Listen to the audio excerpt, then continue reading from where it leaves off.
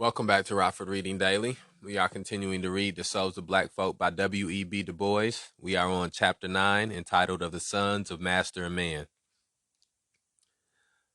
Life treads on life and heart on heart. We press too close in church and mart to keep a dream or grave apart. Mrs. Browning.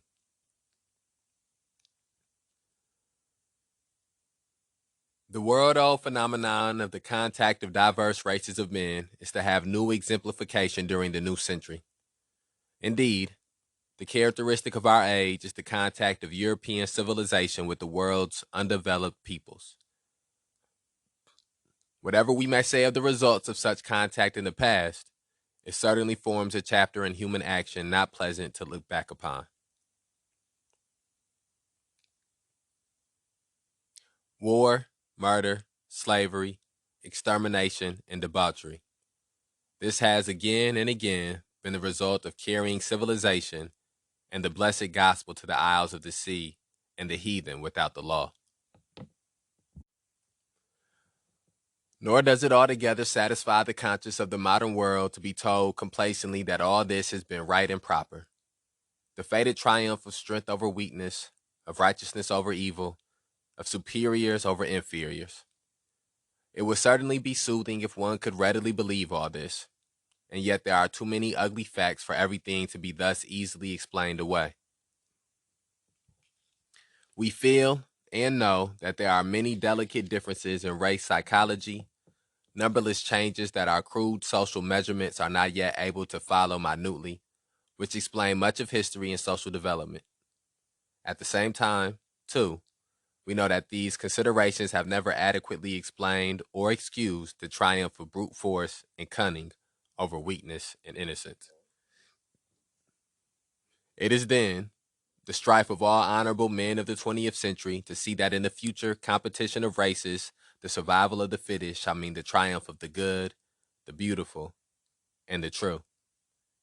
That we may be able to preserve for future civilization all that is really fine and noble and strong, and not continue to put a premium on greed and impudence and cruelty. To bring this hope premium on greed and to bring this hope to fruition, we are compelled daily to turn more and more to a conscientious study of the phenomena of race contact, to a study frank and fair, and not falsified and colored by our wishes or our fears. And we have in the South as fine a field for such a study as the world affords, a field, to be sure, which the average American scientist deems somewhat beneath its dignity, and which the average man who is not a scientist knows all about, but nevertheless a line of study which by reason of the enormous race complications with which God seems about to punish this nation must increasingly claim our sober attention, study, and thought.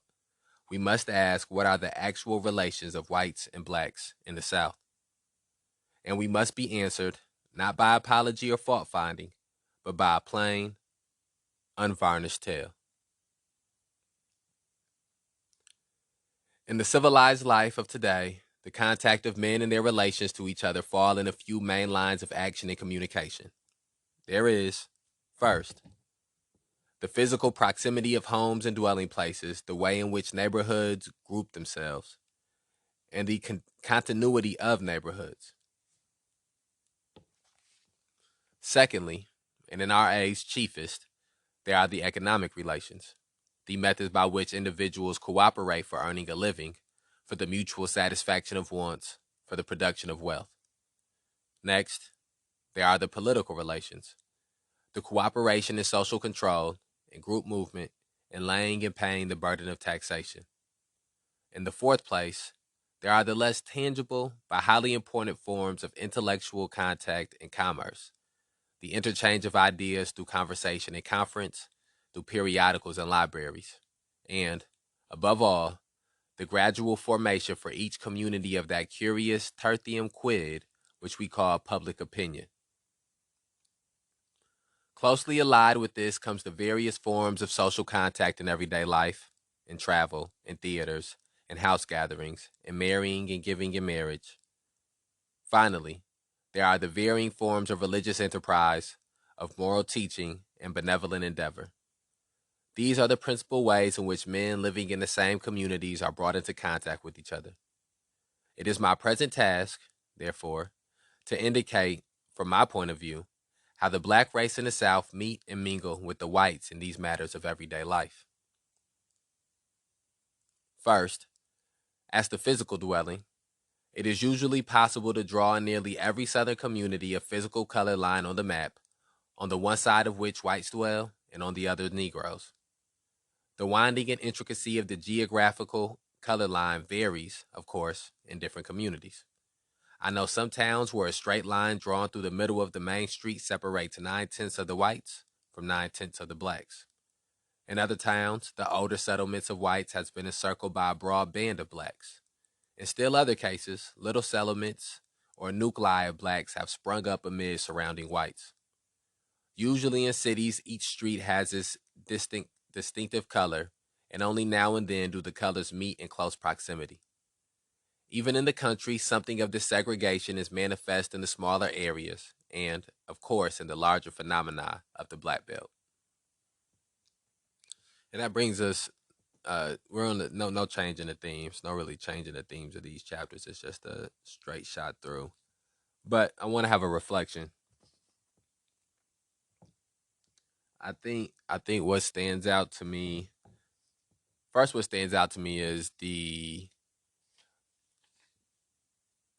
first portion of this chapter sort of reminds me of the book Citizens, Cops, and Power, and how they define community and how community, the different forms of community, what those forms of community contained, how the difference between a neighborhood and community.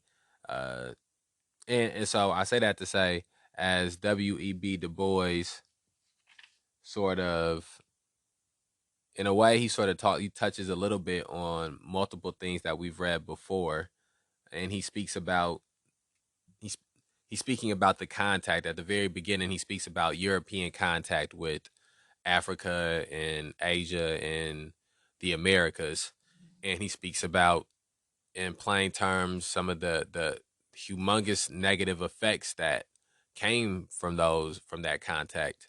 And I think that's one of the things that we sort of take for granted in the time period we live in. So many things, it feels as if some things that happen or have happened were like things that were inevitable or things that had to go a certain way, you know. And I think what's important to remember is that there were human beings and people that made choices and that created these ideologies and that created these structures and that committed these acts of genocide and committed these acts of abduction and these acts of enslavement.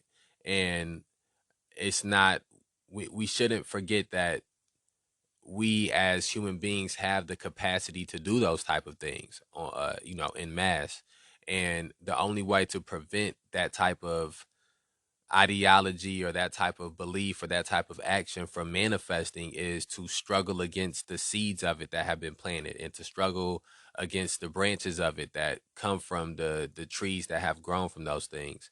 And so I don't think we can ever just look at things in the past and say, well, it's in the past, it's not important, or it happened before, there's no reason to know about it. A lot of times I think that's like how history is looked at, and I do firmly believe that history goes in cycles and history repeats itself, and where human beings, whether collectively or individually, tend to go through life and have the same similar issues or similar options presented to them or have similar experiences. And it's important for us to understand people who have had those experiences before us, whether individually or collectively, so that way we can learn from the way that they handled their experiences or they handled their cycle of life, and we can try to progress from it. And so that's my first thought from the first section that we read. And then as we begin to get into the meat of what the chapter is going to be about, the interaction of black people and white people amongst each other, I think that the way they spoke about, he spoke about how if you went to these different towns, and some towns you could draw a line straight through, some towns it'd be more jagged. He spoke about the different ways that the segregation existed, and that makes me think about a book we haven't read, but we will read eventually. The book entitled "The Color of Law," and the some of the concepts that they presented, like redlining and redlining to keep black people in, to keep black areas. I don't want to misdefine redlining, but redlining, gerrymandering, all of these different things they talked about, and like the difference between de facto segregation and de jure segregation. And even now in 2022, uh, there's so many American cities that are still segregated. And I think what's important to remember about the concept of segregation is that it's not the same thing as separation. Inherent in the concept of segregation is the fact that one portion of a part of the separation, that the separation is being forced upon a set of people, and also that within this separation, one group of people uh, is benefiting more than another group of people is benefiting. Okay. All this segregation by color is largely independent of that natural clustering by social grades common to all communities. A Negro slum may be in dangerous proximity to a white residence quarter, while it is quite common to find a white slum planted in the heart of a respectable Negro district. One thing, however, seldom occurs. The best of the whites and the best of the Negroes almost never live in anything like close proximity. It thus happens that in nearly every southern town and city, both whites and blacks see commonly the worst of each other. This is a vast change from the situation in the past when, through the close contact of master and house servant in the patriarchal big house, one found the best of both races in close contact and sympathy, while at the same time the squalor and dull round of toil among the field hands was removed from the sight and hearing of the family. One can easily see how a person who saw slavery thus from his father's parlors and sees freedom on the streets of a great city fails to grasp or comprehend the whole of the new picture. On the other hand, the settled belief of the mass of the Negroes that the Southern white people do not have the black man's best interests at heart has been intensified in later years by this continual daily contact of the better class of blacks with the worst representatives of the white race. And then I think one of the things that's important to remember about some of the manner that W.E.B. Du Bois speaks in as we're reading these things is that he's one generation. He's literally born 2 years after the emancipation the emancipation of the enslaved people, and the 13th Amendment is written. So he's the first generation of free people. And so there are some concepts and some things that he says which come off as sort of a respectability politics a little bit. You know, when he talks about the worst of the best of the Negroes was in the house, you know, that's coming from, I would assume, from being so close to a generation of slavery where that might have been like uh, a thought that they believed, you know, whereas we can understand now that that's not necessarily a factual thing. That the best of the best or the smartest people or black people weren't necessarily the ones that were inside of the house. That it was an amalgamation of different circumstances that led to somebody being inside the house. But I know that he was trying to make an analogy, but I just think that that's something that's important to point out. And the same thing there. All right, but let's keep reading. Coming now to the economic relations of the races, we are on ground made familiar by study, much discussion, and no little philanthropic effort. And yet, with all this, there are many essential elements in the cooperation of Negroes and whites for work and wealth that are too readily overlooked or not thoroughly understood. The average American can easily conceive of a rich land awaiting development and filled with black laborers. To him, the Southern problem is simply that of making efficient working men out of this material by giving them the requisite technical skill and the help of invested capital.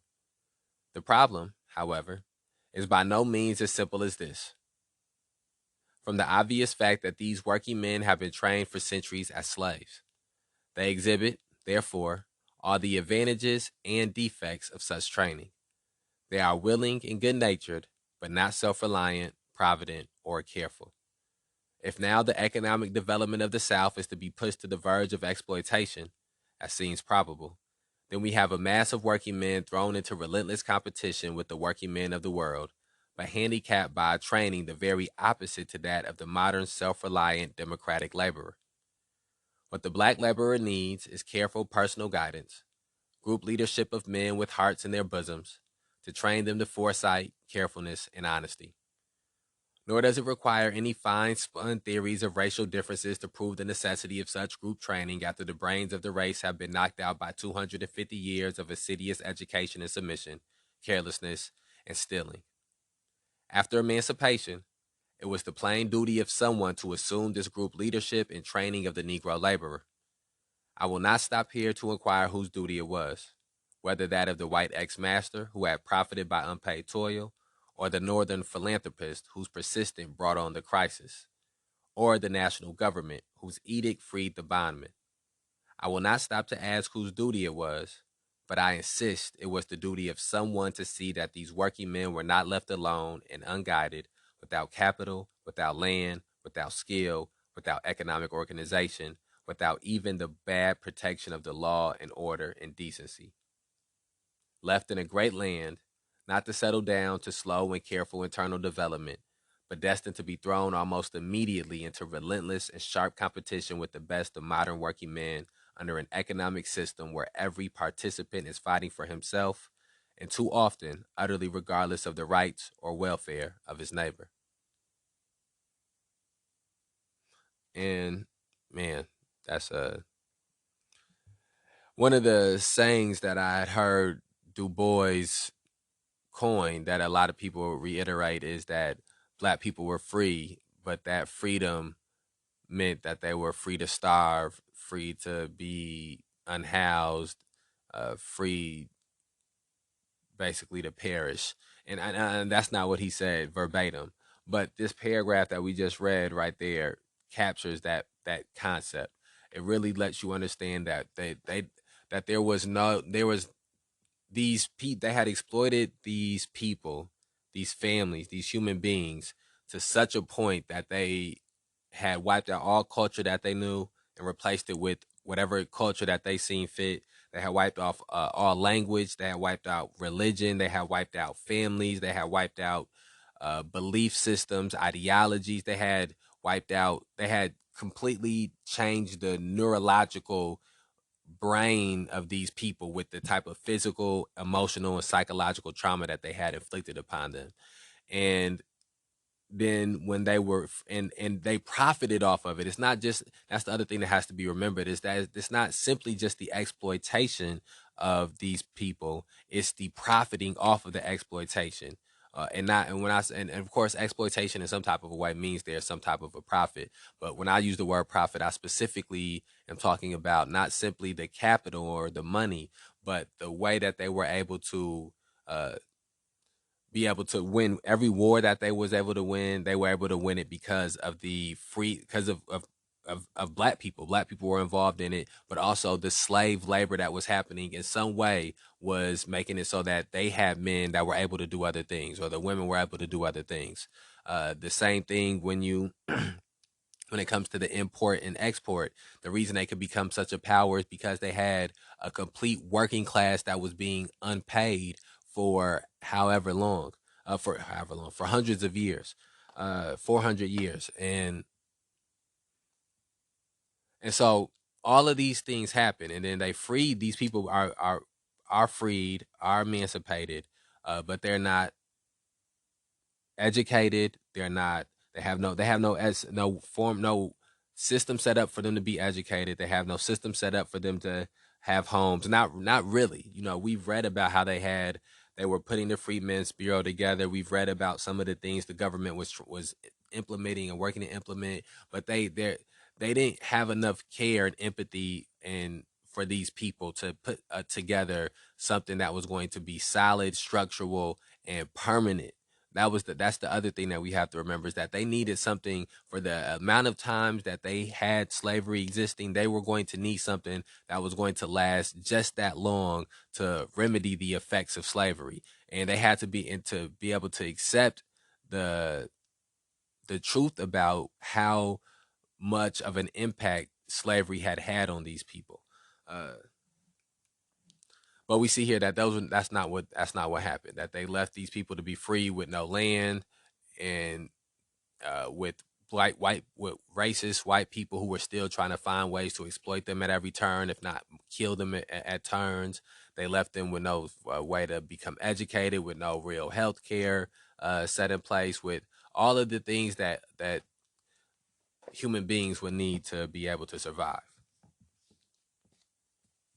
And so, is that freedom?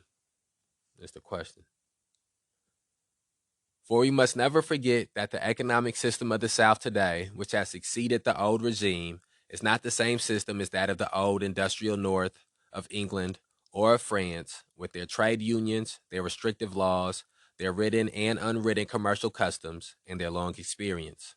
It is, rather, a copy of that England of the early 19th century, before the Factory Acts, the England that wrung pity from thinkers and fired the wrath of Carlyle, the rod of empire that passed from the hands of Southern gentlemen in 1865, partly by force, partly by their own petulance, has never returned to them. Rather, it has passed to those men who have come to take charge of the industrial exploitation of the New South, the sons of poor whites fired with the new thirst of wealth and power, thrifty and avaricious Yankees, shrewd and unscrupulous Jews. Into the hands of these men, the Southern laborers, white and black, have fallen, and this to their sorrow. For the laborers as such, there is, in these new captains of industry, neither love nor hate, neither sympathy nor romance. It is a cold question of dollars and dividends. Under such a system, all labor is bound to suffer. Even the white laborers are not yet intelligent, thrifty, and well trained enough to maintain themselves against the powerful inroads of organized capital. The results among them, even, are long hours of toil, low wages, child labor, and lack of protection against usury and cheating. But among the black laborers, all this is aggravated. First, by a race prejudice which varies from a doubt and distrust among the best element of whites to a frenzied hatred among the worst. And, secondly, it is aggravated, as I have said before, by the wretched economic heritage of the freedmen from slavery. With this training, it is difficult for the freedman to learn, to grasp the opportunities already open to him, and the new opportunities are seldom given him, but go by favor to the whites. Left by the best elements of the South, with little protection or oversight, he has been made in law and custom the victim of the worst and most unscrupulous men in each community. The cropline system, which is depopulating the fields of the South, is not simply the result of shiftlessness on the part of Negroes, but it is also the result of cunningly devised laws as to mortgages, liens, and misdemeanors, which can be made by conscienceless men to entrap and snare the unwary until escape is impossible. Further toil of farce and protest of crime. I have seen, in the Black Belt of Georgia, an ignorant, honest Negro buy and pay for a farm in installments 3 separate times, and then, in the face of law and decency, the enterprising Russian Jew who sold it to him pocketed money and deed and left the black man landless, to labor in his own land at 30 cents a day. I've seen a black farmer fall in debt to a white storekeeper, and that storekeeper go to his farm and strip it of every single marketable article: mules, plows, stored crops, tools, furniture, bedding, clocks, looking glass. And all this without a warrant, without process of law, without a sheriff or officer, in the face of the law for homestead exemptions, and without rendering to a single responsible person any account or reckoning. And such proceedings can happen, and will happen, in any community where a class of ignorant toilers are placed by custom and race prejudice beyond the pale of sympathy and race brotherhood. So long as the best elements of a community do not feel in duty bound to protect and train and care for the weaker members of their group, they leave them to be preyed upon by these swindlers and rascals. This unfortunate economic situation does not mean the hindrance of all advance in the Black South, or the absence of a class of Black landlords and mechanics who, in spite of disadvantages, are accumulating property and making good citizens. But it does mean that this class is not nearly so large as a fair economic system might easily make it, that those who survive in the competition are handicapped so as to accomplish much less than they deserve to, and that, above all, the personnel of the successful class is left to chance and accident, and not to any intelligent culling or responsible methods of selection. As a remedy for this, there is but one possible procedure. We must accept some of the race prejudice in the South as a fact, deplorable in its intensity, unfortunate in its results, and dangerous for the future, but nevertheless a hard fact which only time can efface. We cannot hope, then, in this generation, or for several generations, that the mass of the whites can be brought to assume that close, sympathetic, and self-sacrificing leadership of the blacks which their present situation so eloquently demands. Such leadership, such social teaching and example, must come from the blacks themselves. For some time, men doubted as to whether the Negro could develop such leaders, but today no one seriously disputes the capability of individual Negroes to assimilate the culture and common sense of modern civilization and to pass it on, to some extent at least, to their fellows. If this is true, then here is the path out of the economic situation, and here is the imperative demand for trained Negro leaders of character and intelligence, men of skill, men of light and leading college-bred men, black captains of industry and missionaries of culture, men who thoroughly comprehend and know modern civilization and can take hold of Negro communities and raise and train them by force or precept and example, deep sympathy, and the inspiration of common blood and ideals. But if such men are to be effective, they must have some power.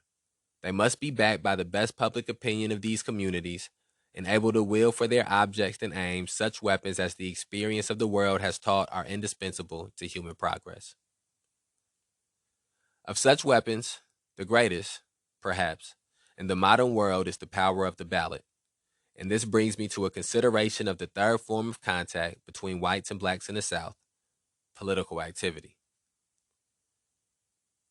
In the attitude of the American mind toward Negro suffrage can be traced with unusual accuracy the prevalent conceptions of government. In the 50s, we were near enough the echoes of the French Revolution to believe pretty thoroughly in universal suffrage. We argued, as we thought then rather logically, that no social class was so good, so true, and so disinterested as to be trusted wholly with the political destiny of its neighbors. That in every state the best arbiters of their own welfare are the persons directly affected. Consequently, that is only by arming every hand with the ballot, with the right to have a voice in the policy of the state, that the greatest good to the greatest number could be attained. To be sure, there were objections to these arguments, but we thought we had answered them tersely and convincingly. If someone complained of the ignorance of voters, we answered, quote, educate them, end quote. If another complained of their venality, we replied, quote, disenfranchise them or put them in jail, end quote. And finally, to the men who feared demagogues and the natural perversity of some human beings, we insisted that time and bitter experience would teach the most hard-headed. It was at this time that the question of Negro suffrage in the South was raised. Here was a defenseless people suddenly made free. How were they to be protected from those who did not believe in their freedom and were determined to thwart it? Not by force, said the North. Not by government guardianship, said the South. That the ex-slaves could use the ballot intelligently or very effectively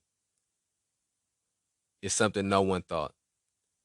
But they did think that the possession of so great power by a great class in the nation would compel their fellows to educate this class to its intelligent use. Meantime, new thoughts came to the nation. The inevitable period of moral retrogression and political trickery that ever follows in the wake of war overtook us. So flagrant became the political scandals that reputable men began to leave politics alone, and politics consequently became disreputable. Men began to pride themselves on having nothing to do with their own government, and to agree tactically with those who regarded public office as a private prerequisite. In this state of mind, it became easy to wink at the suppression of the Negro vote in the South and to advise self-respecting Negroes to leave politics entirely alone. The decent and reputable citizens of the North who neglected their own civic duties grew hilarious over the exaggerated importance with which the Negro regarded the franchise. Thus, it easily happened that more and more and more, the better class of Negroes followed the advice from abroad and the pressure from home and took no further interest in politics, leaving to the careless and the venal of their race the exercise of their rights to vote.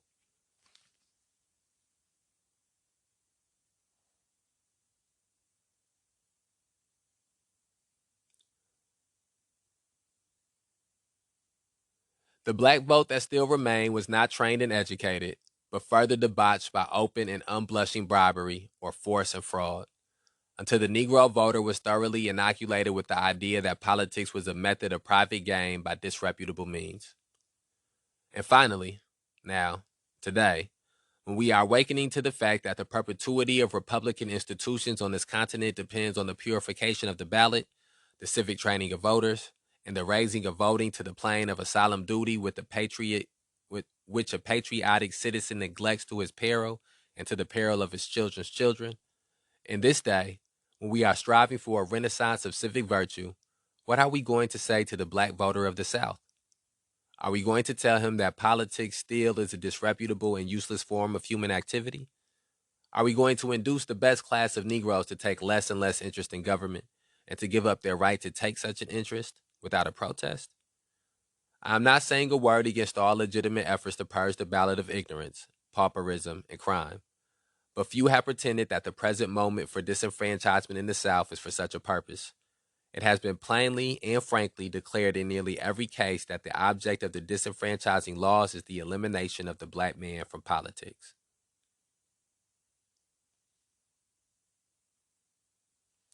Okay. Sort of a odd place to stop at, but we're gonna go ahead and take a break here. This is one of the longer chapters, so we're gonna come back tomorrow and continue to read the souls of black folk.